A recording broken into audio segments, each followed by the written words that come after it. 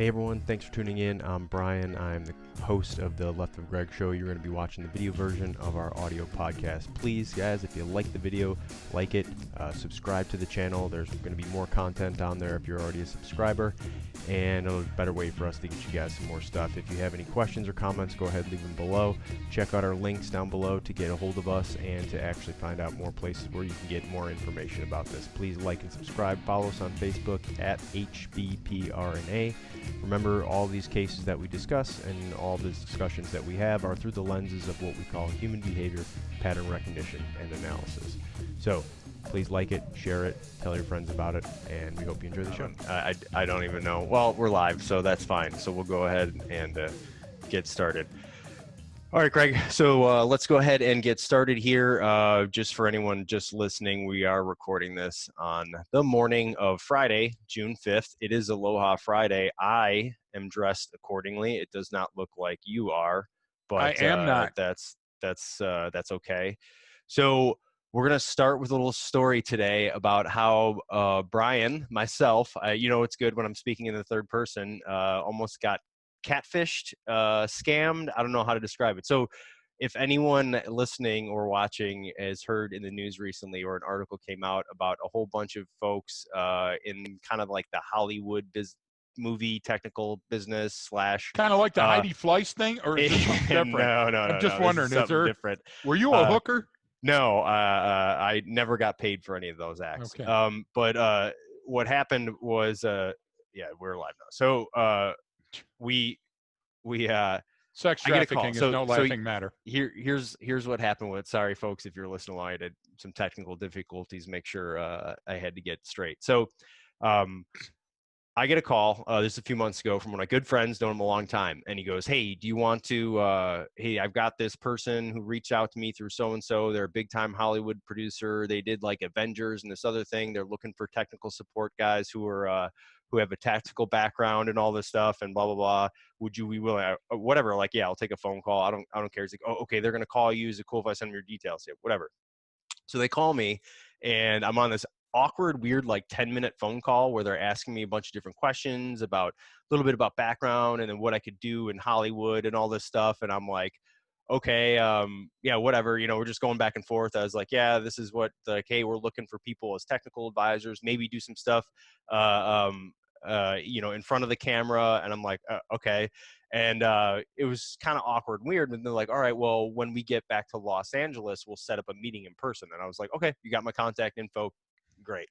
And then I called back my buddy George, who's actually watching live right now. Perfect. And I'm like, hey, brother, that was kind of odd. This is weird. Like, what's this about? He's like, yeah, I don't know. Like, they talked to me for like a half hour or did all this stuff. I'm like, all right, well, whatever. Put it on the back burner. Called up another friend I know who does work in Hollywood. He's actually on some TV shows right now. He's a SEAL, and he's like, explain the story. He's like, did the same thing I did. He goes, that sounds really weird. He goes, but at the same time, I've heard of stranger things in this town, so just use your best judgment.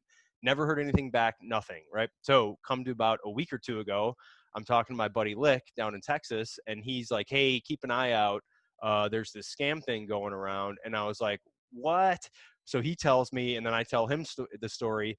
And then the next morning, I get a text message with a link to an article that the guy that I had called, Ryan, who's up in Hollywood, who does work on actual movies, sent me. He's like, sound familiar, question mark. And it was a whole article about this whole big scam. And what these people were doing was same thing, was this Hollywood thing and then security work. And they actually got people to a lot of money, anywhere from like some people were putting in like $10,000 to like $100,000. All this money, somehow they said, hey, you have to pay us up front for this, for these expenses, but then we'll reimburse you here, like all this stuff. But this one guy like got picked up by a limo, taken to the airport, flown overseas. So like he's thinking like, okay, this is legit. So that's kind of the background of the story. But the reason why people go, oh, how do you fall for this? Or how would someone actually, how do you not see all the red flags popping up? And my thing was like, this is a genius scam because they use your friends to scam you, right? Without realizing it, right? So you're a trusted person and you say, hey, Brian, I talked to so-and-so and this is what's going on. I'm automatically gonna think that it's legitimate if you're telling me and I trust your opinion. So that's why so just my big takeaway from that whole situation was holy crap, like that's such a great way to rope people in just through their network of friends. And then what happens once they crack that network of guys with a tactical training background or former military? Well, who else do they all know? Well, all their guys with the same background. So it just goes in this loop. And then the more people that, have heard about it, the more legitimacy it gains, right? Before they get scammed. But so I think it's easy how humans fall into that, where, we can just immediately go along with the story. So I wanted to start with that story, Greg. So let's talk science, Brian. Okay. Let's talk the science. And if we were going to call this an episode, if we had to come up with the title, which I'm sure we do at some point when we testify to the FAA, will be ego-driven ops. Because what happened is you got hooked by the oldest scam in the book. It's just updated for current times. Is that our egos, confirmation bias steps in, and we think of our own egocentric view of the world. And we think, of course they reached out to me. And if you would have asked yourself, if you'd have taken the time to step back, and this is what I wrote to myself, because I'm the biggest egotist bastard in the face of the planet. Who are you that they're calling you? Okay, does that pass the smell test? So that was my response. Because immediately. The idea is, yeah, I know. Yeah, but you flip the script and go, of course they're calling me. Well, no, that was watching a Saudi Arabian video. So because I hear you. But because of like the Catholic guilt / horribly low self-esteem that I have, I'm going, no one's calling me asking me for that kind of stuff. Which is why you weren't roped into it. We get odd phone calls all the time from people, in the middle of something, but nothing like this. And I'm going, well, who the hell am I? But I love that because I wrote down ego-driven ops. Exactly. So that's I want you to think title. Of this. Marin and I are in Saudi Arabia with a great team of friends, and a couple of idiots. Some things, and a couple of idiots out. So it's all right. Our legal team. Wait, your dad's our legal team. So we're on this tarmac, and all of a sudden these helos come flying in. The helos circle, and they drop paras out of the helos. So the paras light up their ankle smokes, which must have been interesting, and they're burning in with their orange smoke, which is a custom KSA color. They land on the tarmac to these Audis and BMWs that are going well over 100 miles an hour, which rooster tail and flourish and spin out, while the occupants, each door and window, had an MP5 out firing as just many rounds as they could. Bus comes up chasing another bus. And on the second bus, there's these SWATs with ropes surfing the second bus.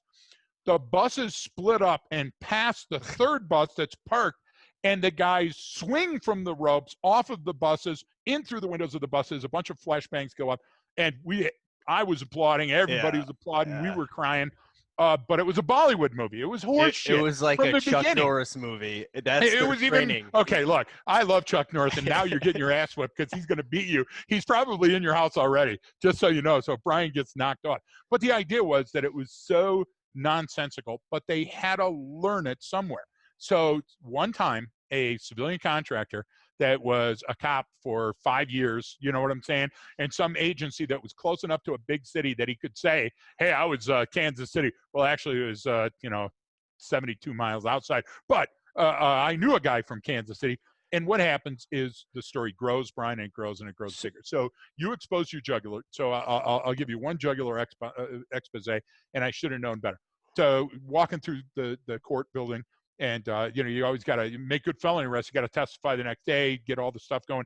And a copper comes up and he goes, hey, they need you on this caper. And I'm like, nah, didn't even get subpoenaed. They're like, no, you wrote a companion report. They need you right now. Can you get on the stand? Should have known it was a hustle. Should have known right away. Had no idea what was going on. And the guy hands me the report as I'm going up, and the judge is swearing me in. And I look at the bottom of the page. It says, as I look through the back window with the flashlight, I could clearly see a crack pipe. And I go, okay, I got it from here. So I sat up, and my big ass ego, I'm sitting up on the stand, and the prosecutor and the defense attorney are going back and forth. So you saw the crack pipe. Yes, I did. You saw the crack pipe. Yeah, I'm sure I did. If I wrote in a report, I saw the crack pipe. Well, have you had a chance to read your report? Well, I was reading it on the way in. And all of a sudden, the guy hands me the second page, and it said poker. The crack pipe poker got me to look at something else. They got me to look at something else. And all the cops in the back of the room are dying because now I just perjured myself Oh and my looked God. like an idiot on the Yeah. stand because they didn't give me any of the prep. Now I have to resend and back up and go, well, Your Honor, now based on this new and incoming information. Why do we think, Brian, that we can wing it? Why do we think that we're always the subject matter expert that somebody is looking for? Why is that? So that goes back to your ego-driven ops, right? So this is what happens with a lot of these is, because I wanted to get to the point of, I think someone wrote a book titled it called The Death of Expertise, right? Yep.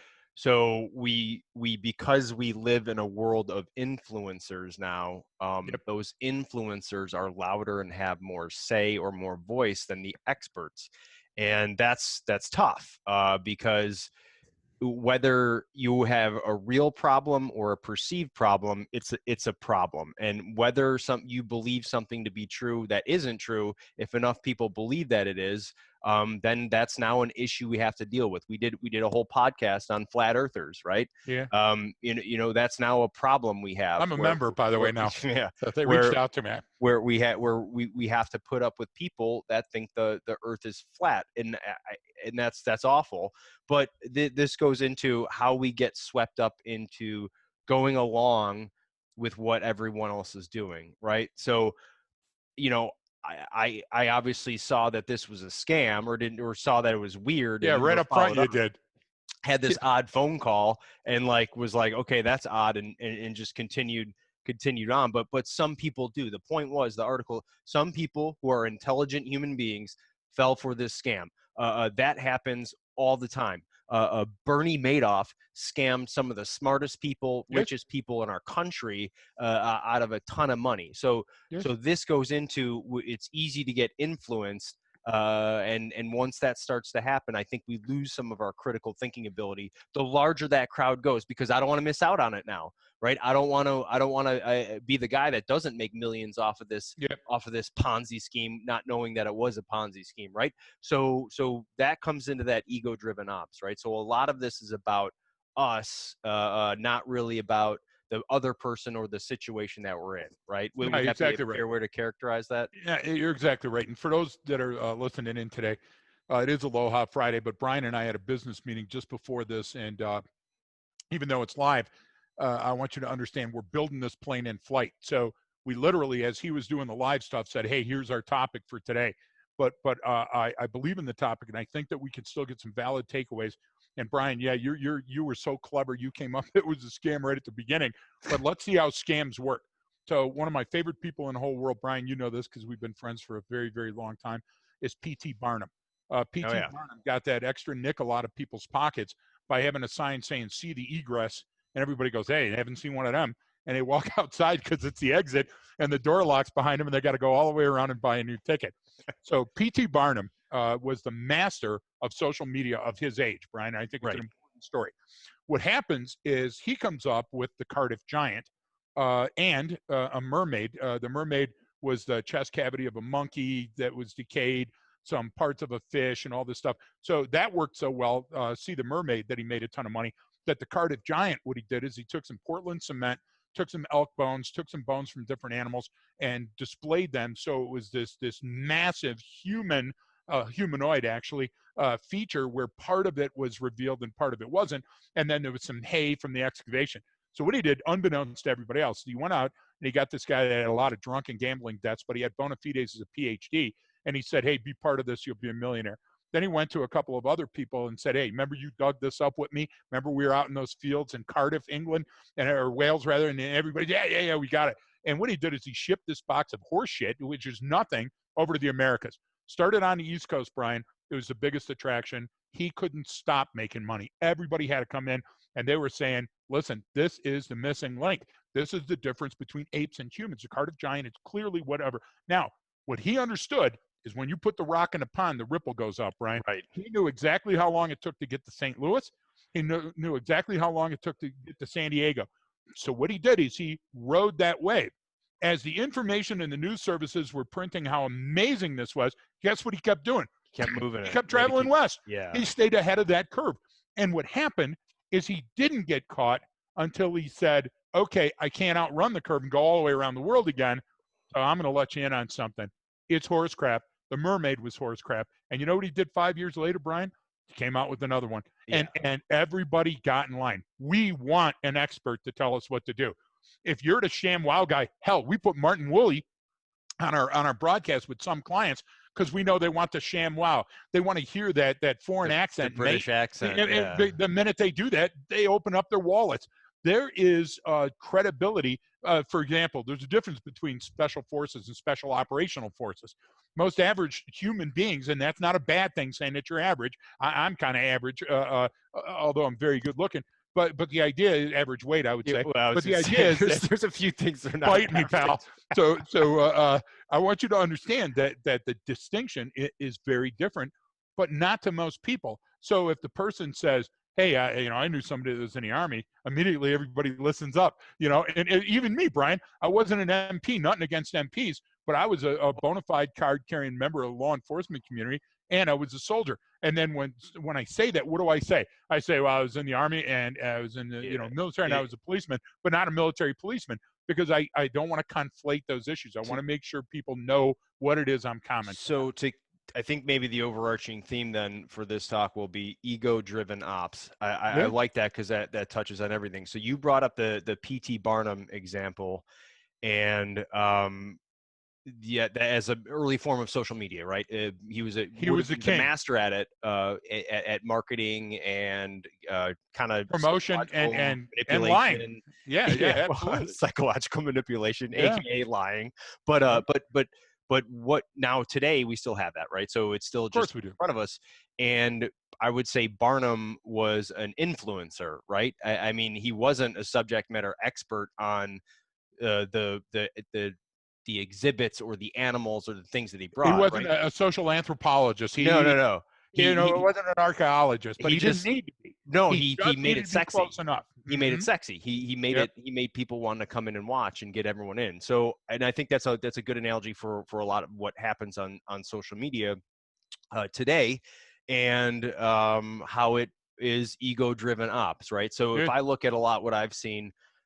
People posting different stuff on everything that's going on around, and it's almost sad to see some of it because you can tell that they were influenced to put this on. Someone got in their head and said like they didn't come up with this on their own. They said, oh, I'm going to share this because everyone else is doing this. Now that's normal, right? We mimic human behavior. I mimic human emotions because I don't have any, but we all. If you had a soul, you'd know what we were talking about. All of your friends that have a soul, they know. But you're the only one that's left out. But as humans, that's how we learn and fit into our environment because it's all about fitting in. One, to satisfy our ego, right? But you're right on. But it's the identity of fitting in. Yes. Do you understand what I'm trying to say? It's fitting in and retaining a part of the identity that you are a part of the group. That's where people don't go far enough, Brian. So how many times have you seen somebody that says, hey, I want to be a goth because I want to fit in, but I want to be different. I want to do my hair in a mohawk. Well, I want to stand out from the crowd, but I want to fit in. And that's a very important distinction. Yeah, because that's actually when people do that. It was like when I was in high school. It was kind of when the whole trench coat mafia thing was going on, right? And people were saying, "Oh, you're so young. I want to be different. I want to not be like everyone else. I'm this," which is a normal part of society. We all have that. But my argument would be those people, in fact, need to fit into a group more than anyone else because they actually need that identity more than the kid who just kind of keeps to him or minds his own business or has different social groups that they hang out with, right? Those of us who, I want to fit in, they have that need, that desire to fit in more than anyone else. And so they're more likely to repeat what they've heard before or share something that they saw. You're exactly right. And if you know that, like P.T. Barnum knew people, Brian, if you could read that, then you can pull that thread and you can use that person to manipulate because people already know me and they know that I'm a psychological and sociological manipulation expert. So if I am involved, they're going to be suspect. But if Brian goes, I know a guy and he's the resident expert in this and that and the other, then all of a sudden they assume immediately that it's credible. And then Brian says, well, do you know who else said it? Greased up deaf guy. Greased up deaf guy said it. And then the next thing you know, somebody wants to chime in and be a part of it. And then what do we couple with ego, Brian? We couple either I'm going to have sex or I'm going to make money. If we add any of those to that, people go, how in the world did you not know that that person on the side of the street making arrests in the sex trade industry wasn't a cop? How did you know? Because you didn't want to believe it. Why did you show up at a 15-year-old's house with a rape kit and a kidnap kit? Yeah. And that guy, whatever that flipping guy is that made that TV show about it. Yeah. Why do people Chris do that? Hansen, yeah. Your ego is so inflated during those moments that even though somebody goes, it's a trick, it's a lie, it's a trap, even though he comes out and goes, hey, I'm so-and-so, people don't believe it at first, do they, Brian? They're in denial at that first phase because you so bought into the illusion of the reality. Oh, yeah. And that's another great example, one of denial, but of that, everyone, if anyone has watched the show, the Dateline NBC show, To Catch a Predator, and these guys all show up, and you're going like, how do you walk into this? And still, some of them are still sitting there going like, no, it's cool. Like, I'll sit down. Like, some you can immediately tell are like, oh, something's up, and they're out of here, or they're trying to leave, right? Where the others come in and they're like, yeah, no, what are you talking about? No, we were just going to hang out and talk.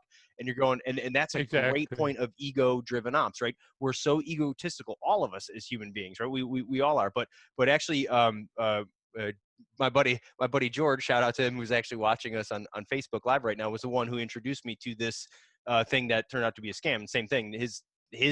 He was never selected to the final phase of targeting for these people either.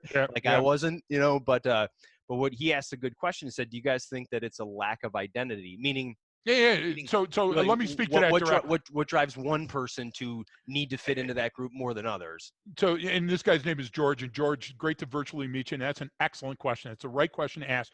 Listen, the reason COVID bothers us so much is because it's changed our programming. We're creatures of habit. Human behavior pattern recognition and analysis comes from the pattern. So we couldn't do the last two if we didn't have a pattern.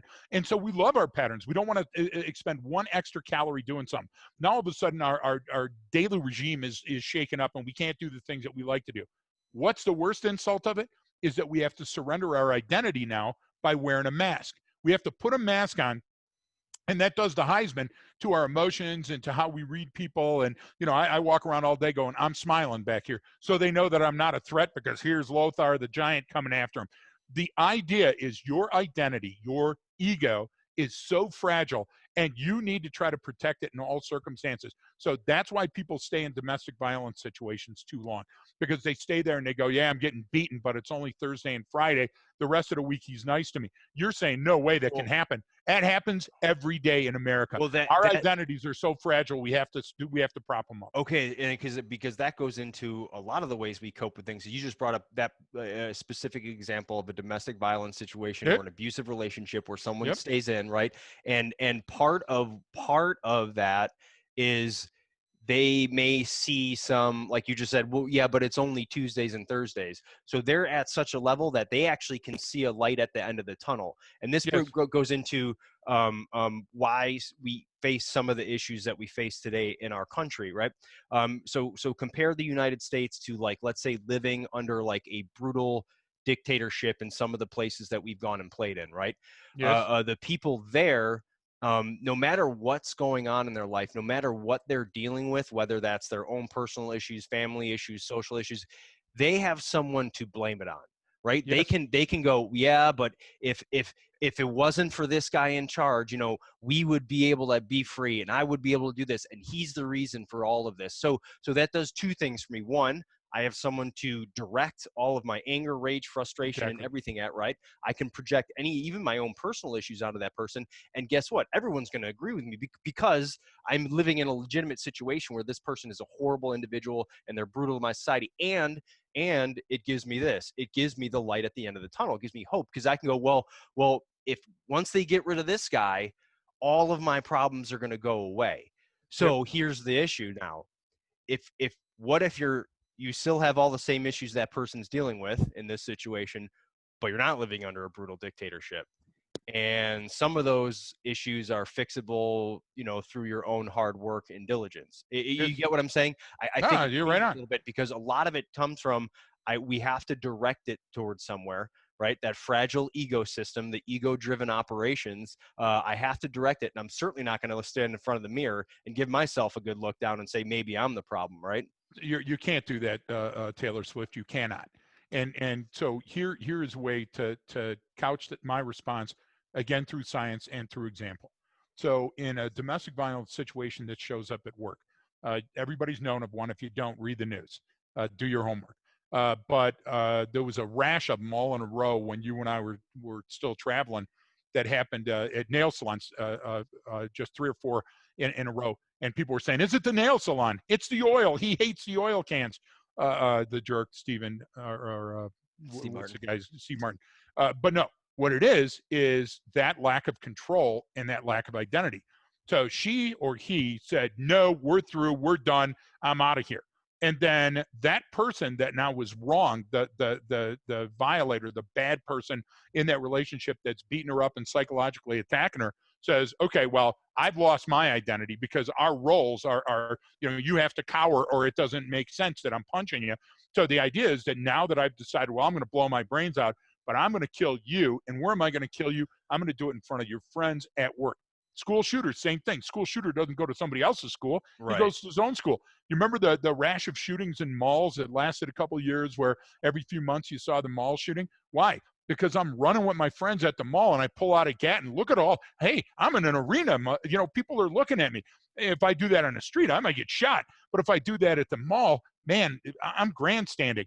Grandstanding is an American thing. Other countries have it. But It's so listen, more of a Western cultural it's thing. very Western cultural. So Yeah. so right now, not to take away from anybody that's involved in the protests across our nation and the law enforcement that's doing the best they can, and the people of color that are saying, this is just another example. What's happened here is any pundit, anybody that is a feel good, any spilled Milkians. Remember those spilled Milkians, Spilled Brian? milk That cans. they got their asses They're voted out or everywhere. they retired, right? They're everywhere. But all of a sudden they go, They're hey, remember me? Remember me when I yeah. had my 15 minutes of Andy Warhol inspired glory?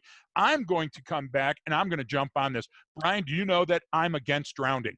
Drowning is a bad thing. And I will tell you another thing, that AIDS, it's got to go, Brian. I'm done endorsing AIDS. It's got to, and sudden infant death syndrome for babies and choking, I'm against that too, Brian. I think that's horseshit. Well, You're going to step up to get that platform to ride on somebody else's coattails and make a name for yourself. That's ego-driven ops. And Brian, the opposite of ego-driven ops is ops-driven ego. So the news media actually fits in by stoking the flames because nobody's going to tune in to watch another cat food commercial. Well, in this, I guess that overarching theme of ego-driven ops can lead to the death of expertise, or people stop looking for, hey, who's got the best ideas for this, and it becomes who's the loudest one in the room. But we see that time and time again, and eventually those voices get quieted when someone else comes in, and those change, and then the people that were there working on the issues all along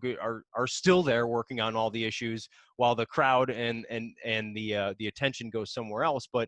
But then how does that change? How does this fit into what social media has shown us, right? Because that's a great question. That is so spontaneous coming out of you because you're the social media guy, and I don't know crap about it, right? You don't know how to use it, and I keep telling you to stay away from it. Clearly, but only because it gives you a different perspective on it, and I would rather have that perspective of what you have, of not knowing how this works and what is and so what as a neophyte, because that gives you, it allows you as a human behavior subject matter expert to take a look at it objectively, rather than going, well, when I'm on there I do this. Like, you have to literally figure out what the hell it is, while the rest of us have just been glued to our phones for years, so we already have been in on the game for a while. So what is this? I'm the village idiot from a very small village, just so you know.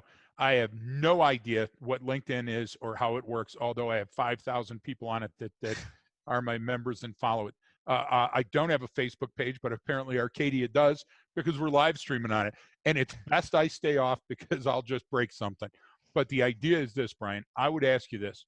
For example, there are 10 million arrests in our country every year, at least, probably over that number, well over that number now.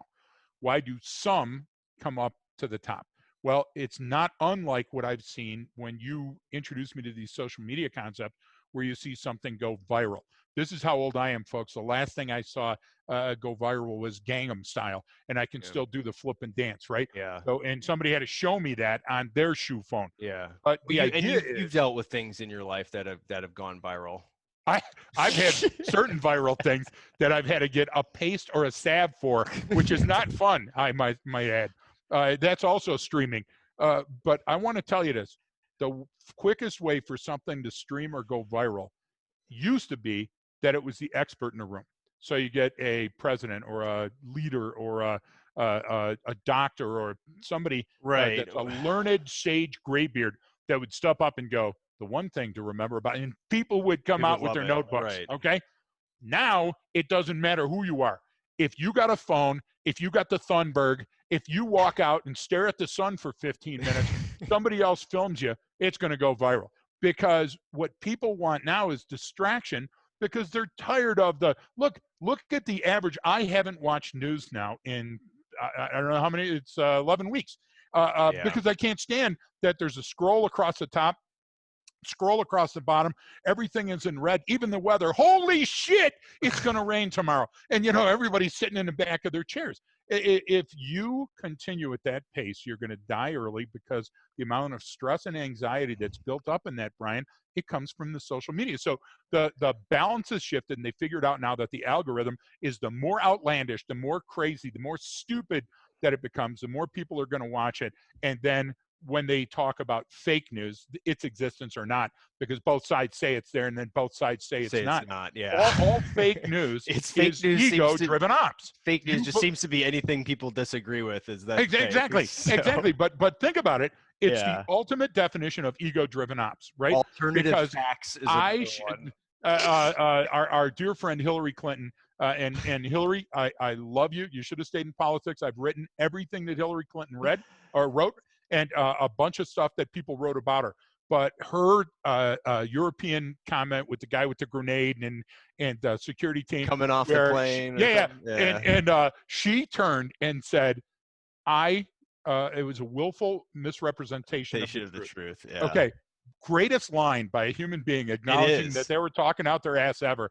And you remember, I think it was Brian Williams, the newscaster, where the RPGs were flying. Oh, yeah. Okay, listen, I've been known not to let facts get in the way of a perfectly good story. Okay, but everybody knows if we're coming out and we're telling Lulu's that fish is getting bigger. But those ego-driven ops are the reasons that people tune in. Do you think somebody tunes in to see what the other half is talking about? No, not unless you're a political analyst. You want to get in there and you want somebody to confirm your bullshit opinion.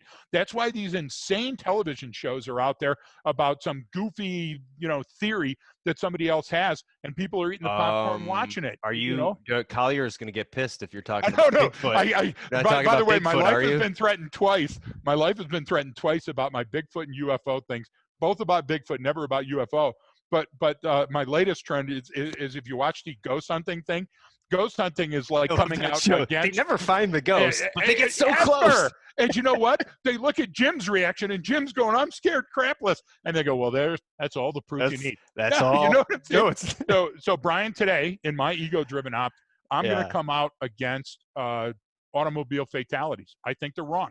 I don't think people should die in auto fatalities. Now, I'm not going to propose a solution. I'm not a member of the auto industry. I'm certainly not a subject matter expert on hazardous driving, but I'm against it. I'm against poisoning too, in all its forms. Well, and this baby harp seals. So to circle back to kind of what his social media has shown us is that it is exactly what it is. It's pure ego, and so you have an emotional reaction to everything, and that's what it's going to cause. Which means you have an emotional reaction to nothing. Yeah. That's what happened. That's what happened. You can't have it all, because once you get it all, then you lose the other side of the coin.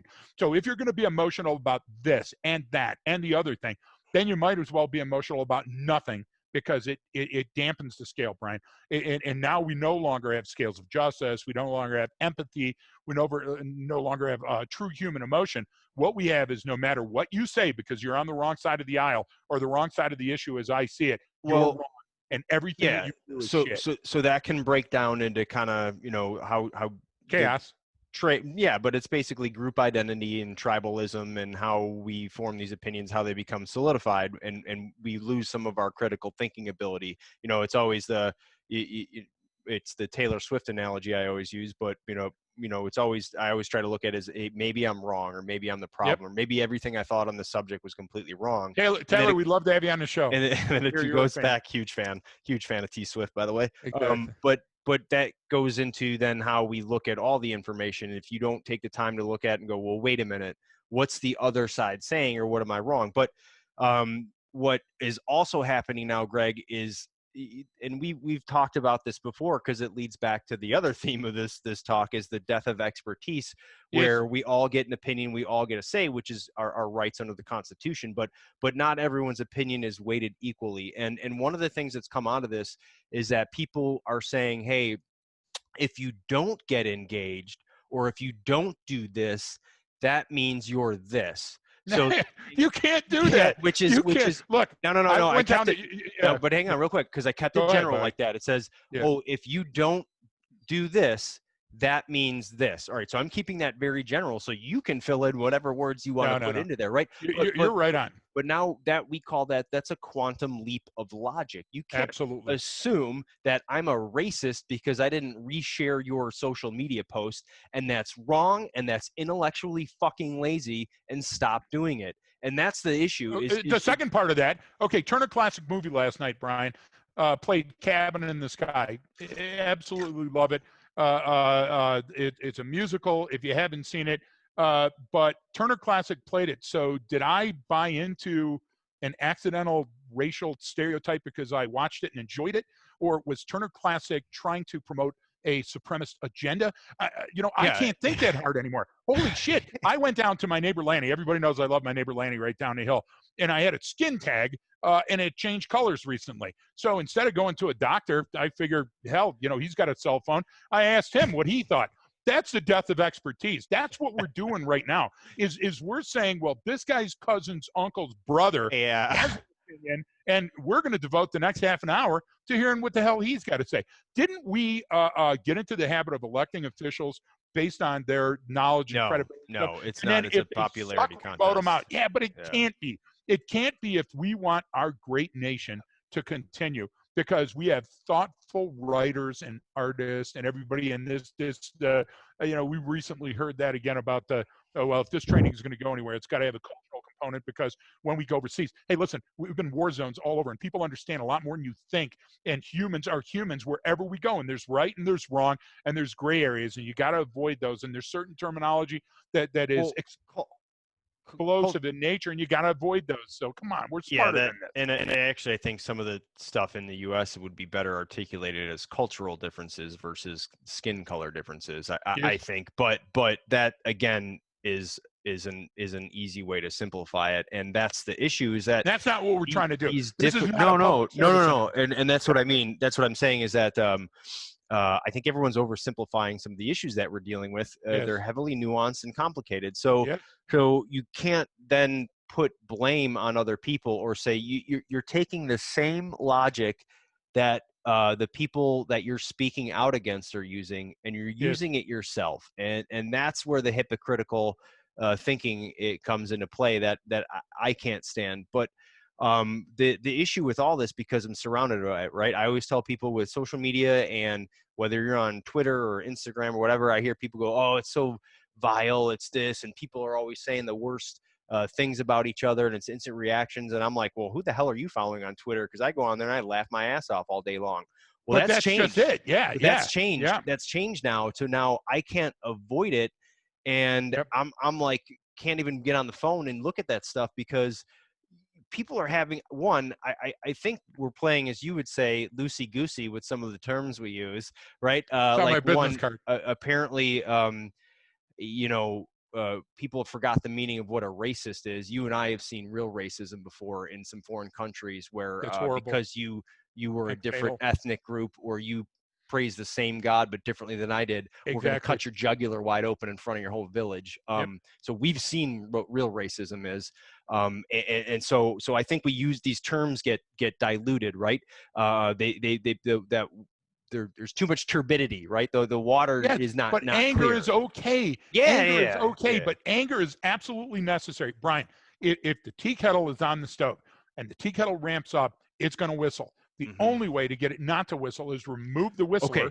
whistler thing on the Yeah. tea Either kettle, take that or turn off. down the heat. Yeah. So That's so the that only that two methods to that brings me de-escalate. to what I was getting at with everything that's out there is how do we cope with it, right? Meaning, Yes, like you just said, how do I turn the heat on? Because what some people will do when that teapot is whistling is they pull the whistle off. But the water's still that didn't boiling, right? stop it. It didn't stop the Exactly. water from boiling. Exactly. It's So, like the but that's it's like why I the brought that up, is that it's people like the think that, listen, you disagreed or you did this, so I'm firing you. And then they wait for the next response. Wait a minute. That doesn't fix what was broken. Leadership is hugely responsible for right. almost Which, every poor decision which then nationwide. leads into culture, right? But leadership. So stick Right? with that. Yeah. Right? But leadership followed by training. We learned for the last 35 years that check in the box training is a thing. We even call it check in the box training. And Brian, not only has it been around forever, okay, Ugluk and Mukhtar were carved it into a stone tablet, right? But the idea is that we even consider it a thing. It's like your rant on think outside of the box. I want everybody I to come hate back that. with I these hate ideas. that. Yeah, and we I both hate that. share this hate and this antipathy and this distrust of people that use these platitudes. I've The I've idea, met like 3 people in my life that I think, yeah, that guy can think outside of the box because he's mastered everything else. You get yeah, what I'm and saying? most of the people that I know that think out of the box are masturbating idiots that are walking through, knee deep shit, singing and staring at the sun. Why do you care what I do? What I do in my own personal time Exactly. is my Listen, business. what I'm trying to say is, if you did nothing for the last 10 years Yeah. about this issue, and this is where you drew the line, shame on you. If you said that my message of hate or death or fear is now out there for everybody to read, or I'm going to jump on the bandwagon because I haven't been heard from for a while, Corey Feldman. The idea is shame on you, okay? And I'll tell you what else, shame on you. Shelly, our CEO, her parents are still back in Michigan, and they're in their late 80s, okay? And a mile from where Shelly grew up and from their house, there was looting and rioting and everything, and they were calling on the phone and they were crying. That's not fair. Bullies, intellectual bullies, political bullies, any bully, cop bullies. Okay. Yeah. I was a copper for 27 years. Shame on you. If Yeah. you are going to say, this is how I'm going to live my life and everybody else be damned, that's an ego driven op. And it's wrong. It's the wrong approach. You got to step back and sociologically take a look at what you said or what you didn't say.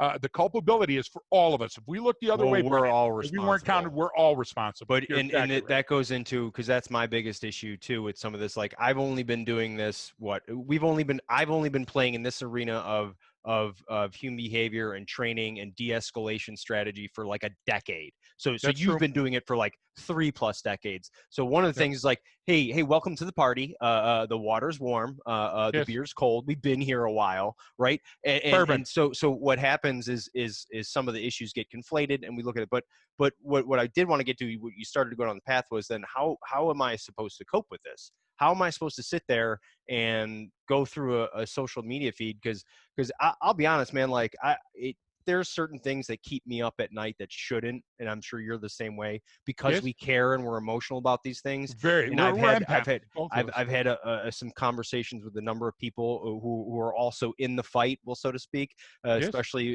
me and Shea Stadium, right?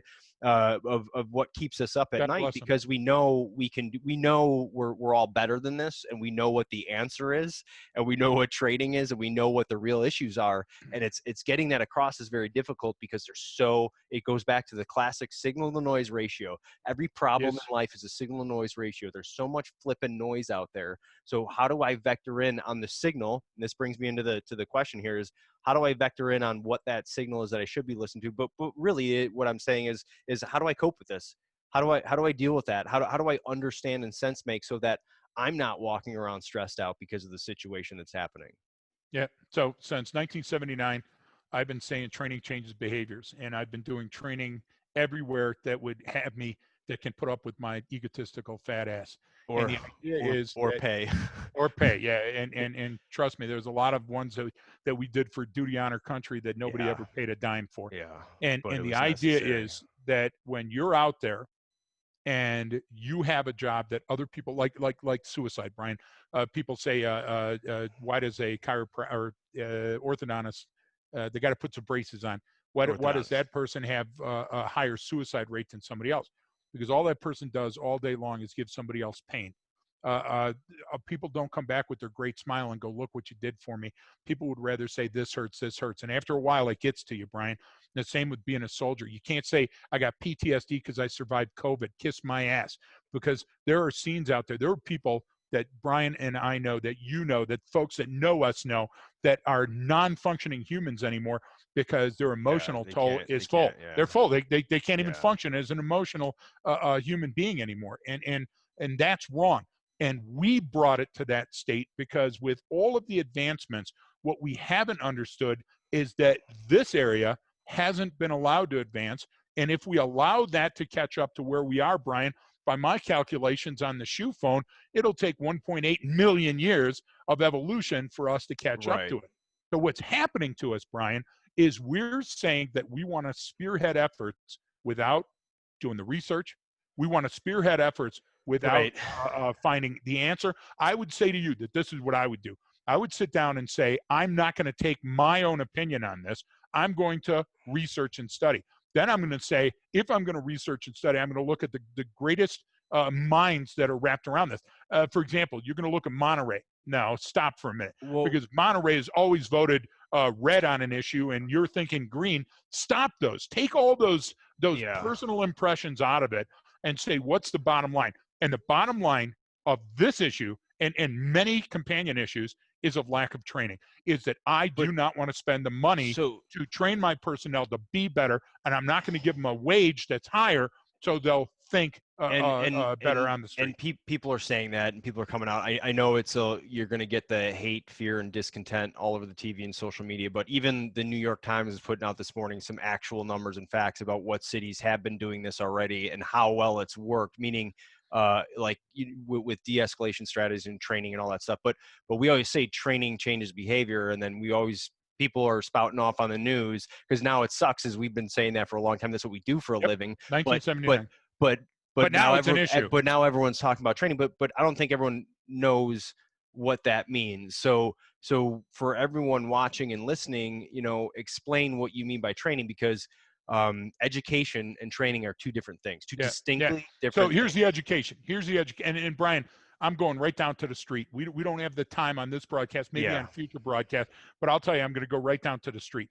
So the education part is, it's wrong because of a person's color or their race or where they live or how much money they make or that they're out of work or that they're homeless.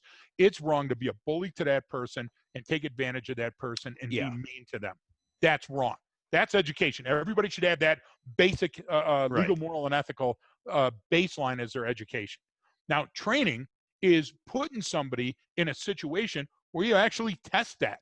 So now somebody comes up to you and you put the people, spitball this, top of my head, put somebody at a kiosk. I'm standing there. Brian, I'm going to put you up there. And I'm Okay. going to come up and I'm going to be the disgruntled, smelly hobo Yeah. that's going to go, hey, I want to do.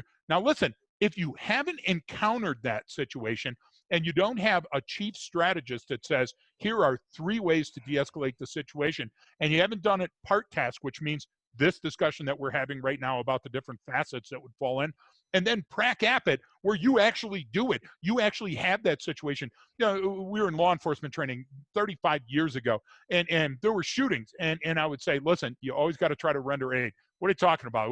I just shot the guy. Yeah, but you got to try to render aid, and you got to make sure that the person's handcuffed, because if he can still fight, and you got to make sure that you get EMS on there, and you got to talk on your radio because nobody else knows what you know. I was doing those things, and everybody said, you know what?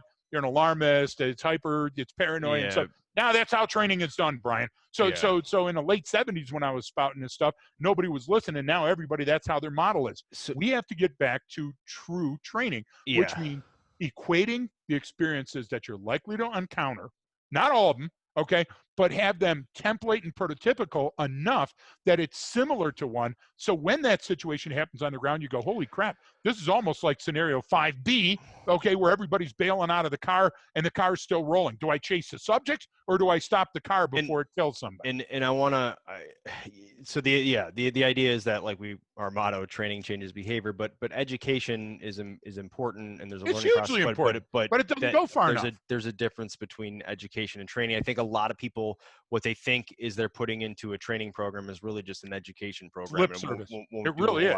Because there are a lot of platitudes and lip service, and that's what I hate about what we're seeing with a lot of people getting on board with this. Look, everyone right now, it has your anger or frustration, all of that is completely legitimate. You have every right and reason to feel that way, okay? And to be pissed and to not trust. Absolutely. Exactly. So I get that. Trust me, I am a walking case study on mental health. So I understand all of that. That's right? So true. That's so true.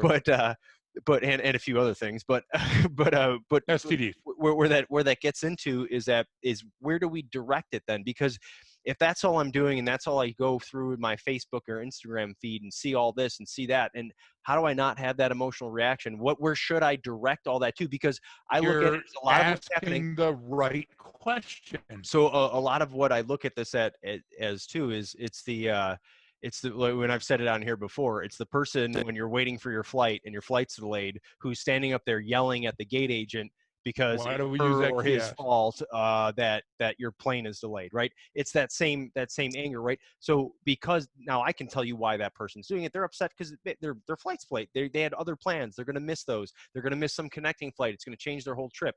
And where do they have to direct? They have to direct that anger somewhere. So it's the closest representation I have of of why I'm going to miss. It's the guy in front of me saying back, or it's the person at the kiosk wearing the brand. And you're exactly right. Listen, you can't say airplane enough, Brian. Old reference, if you know what I'm talking about. And here's the problem with this. Folks, we charge a lot of money, but it's worth it. It's a lot more fun than these podcasts, apparently. But we go into an agency, and an average, like even a security check now from places anywhere from 18 grand to 50 grand, depending on how deep they want to get and all this stuff. And you go in there, and the very first thing that strikes me, because I don't do the cameras and all that other stuff, I do mental health issues on the ground from the perspective of human behavior and human performance. And everybody will say, do you see that sign? You know what that is? That's our mission statement. Got to have a mission statement. So I'll go up to the janitor that's working on the third floor, and I'll go, hey, what's up? What's the mission statement? Over a cigarette back in the day. You know what I'm saying? I say, hey, do me a favor, recite me the top 3 tenets of the business's mission statement. And nobody knows. You cannot fix this with old methods. Do you remember when, speaking of airplanes, do you remember when we went to a certain organization and then we gave them the breakdown of their own company logo and no one had any idea if that's what it meant? They all asked, where did you find that? And it was like, well, that was on your website, the history of your agency. Exactly. And those are the types of things that I'm saying, Brian. Look, you can't fault a person for doing a move that they've been taught in the academy and they've done on the road for 15 years. And now in this one situation that something happens, you can't fault. And now listen, okay, you can say you were wrong, and you can say you're accountable for your actions, because you're accountable for everything that you do and everything that you say. But that's a two-way street. But unless it's criminal, you can't say it's a crime. Now, it may be criminally negligent, but we're not talking about that. What we're talking about is, you see that, and let's let this guy out of the car. Now, everybody gets a buy. Everybody gets a free ticket for what's going on. There's been thousands of arrests that are going on that have nothing to do with the protest. People are still tuning up their old lady or their husband. People are still committing homicides, and it's terrible. Yeah. And a lot of that is carryover from the COVID. And a lot of that is because people are out of work. Brian, we're out of work. Okay, we're doing our best. Yeah, we do in-person training. The lights going. Do you get what I'm trying to say? But we understand the frustration. and I'm not trying to diminish how the emotional toll is, but I'm saying if you don't have a plan that's if then, the scientific method, if I have to decide, I'm deciding with this. And don't pay for an issue. Don't send money to the Red Cross because what's going on, or a police agency. If you're going to have money and you're going to put it together, say, I am going to bestow this amount of money, but I want it used for police training. And don't say that you want a specific type of training. Say that you want de-escalation training and use of force training. Those are very, very important things. What are the grants for, Brian? Because there's 50,000 people dying on the roadways because of drunk driving. You can get a grant for any drunk driving program. You can get a grant for any seatbelt program. How come somebody didn't come from one of them picket lines and say, we want a grant program for the training for our agency? And somebody's going, yeah, we have that. Yeah, you have that for liquor enforcement, but do you have that for de-escalation and use of force? If you're starting at bang, Brian, you're starting too late. That's what we fall back on too, and that's our whole thing, is the whole left of bang mindset and thinking. But when we look at these issues, right, we go, okay, how do we fix that right there? And then we go, all right, well, because like everyone's like, all right, every police agency is saying, all right, well, we're no longer doing these neck restraints, and we're no longer doing this, and we're going to change the way that. But that's still, you're still looking at it at the incident. And what we're saying is you have to take an entirely different approach. Come back, step back, and look at all of the contributing factors that lead this, and then get all the big brain researchers on. Now it's going to be something next month and next year. Well, that's what I'm saying, is they're looking at tactics, techniques, and procedures. And what we're saying is you have to change the way you actually understand and look at the situation as a whole, and get farther left on that timeline before the incident. And then I even say then, because there's people that go even farther left than we do, meaning, hey, you need to, we need better education at starting at the first grade level. And first grade. You're exactly right. Because that's where it starts. And we're going, yes, exactly. Depth of expertise, Brian. The farther left you go is where it starts. And if you don't have that strategy up front from all the way back then, where that person is this tall, or just starting at the police academy, or just starting with, if you don't start it there, you're never going to you're always going to have these incidents. No institutional memory, no culture, no compassion. Brian, you know my close personal connection with Fulton County, Georgia, and you know Fannie Willis is running for the prosecuting attorney down there, and they've had a recent scrum where the officers did things, and the chief of police rightly stepped in and fired those folks. But then the next day they were criminally charged, and the chief of police came out saying, wait a minute, I understand the firing, but I don't understand the criminal charge. Let's not politicize this. How many issues are issues because they're political issues that we're coming into election? Stop that. You're not doing anybody any favors, and these big knee-jerk, big muscle motions to get things done are only going to weaken the fabric of our nation. This is not our first rodeo. We've been through this before, but we can't use these old, dark, tested methods. That's why our education system blows. That's why, you know, fluoride might be good for you and it might not. We have to look to the future and say, how are we going to shape what do we want that to look like? The future we want for our children? And Brian, the old methods haven't worked. Historically, they've been laboriously slow, but we don't throw the baby out with the bathwater. No, there's some of the methods that work perfectly here, and here. That's like, so I obviously used to think that way when I was a lot younger, right? Being, oh, this is all effed up. We got to completely change this. You know, this is so, and it's like, wait a minute, you're throwing out all of the lessons learned. Yes, and now you're 35 and you're going, hey, my parents are still alive, and look, I'm still living in their basement. You can't do that. Because that's just another way of you showing that it's ego-driven ops. Actually, one of the guys, Anthony, who's following along on the Facebook Live, because I was just about to say it, and he put it, temporary fixes and not permanent. And my always thing is, that's true. We're offering short-term solutions to long-term problems, and that's what we do with suicide. Listen, we're doing the same thing with suicide. We're saying, hey, we need an intervention, but we're not going over here to do the intervention. We're doing the intervention at bang, and that's okay. That's like an AED. That's like teaching your kid the Heimlich maneuver. That's needed right now, but that's not going to help anything in the long run. And it's not going to shape the future. You're going to say less people will die because we have the Heimlich maneuver. Yeah, but it's not going to stop people from overeating and taking a big chunk of salad or salad, like I eat salad. But you get what I'm trying to say. The whole idea you're always choking down kale salad, right? Listen, you know, there's that new thing on your phone where it says the cognitive approach to this and that and the other. Listen, at the bottom of it, it says, as long as you do a balanced diet and exercise. We know what's best for us. We know smoking is Yeah. bad. We know being fat is bad for your heart.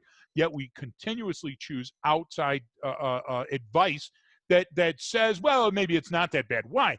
Ego-driven ops, Brian. We have to stop doing it. We have to identify the problems and create a solution, and that solution has to include training. Yeah, I agree. I think I know we've got another wicked smart psychologist coming on Yeah, in a little coming while. on in 30 minutes, Yeah, actually. Yeah. about 45 minutes, and we can do that. But for everyone listening to the recording of this, I think we can kind of bring it in for a little bit of a landing, and that overarching theme of ego-driven ops, right, is a great way to look at this. Is a lot of our operations, or for the layman's term, I guess, outside of the training world, a lot of our behavior, right, is ego-driven, right? So we're very ego fragile individuals. I don't care who you are or how Billy Sure. Badass you think you are and what you're doing. We all fall into that, and so we get this emotional reaction to things that we likely shouldn't. But Make um, sure you're not a contributing factor. Make sure that I you're not a contributing factor. I think that that's kind of a good spot to bring it in for a landing on. But Okay. if you're watching us on Facebook Live right now, we actually will be back on in 45 minutes with someone a lot smarter than me. That's A for lot smarter sure. than all both of us put so, together. so Hey, we'll and have Fulton County, vote for Fannie. we'll get her opinion on a few things, but other than that, I think that's a good place to wrap. Don't forget that training changes behavior.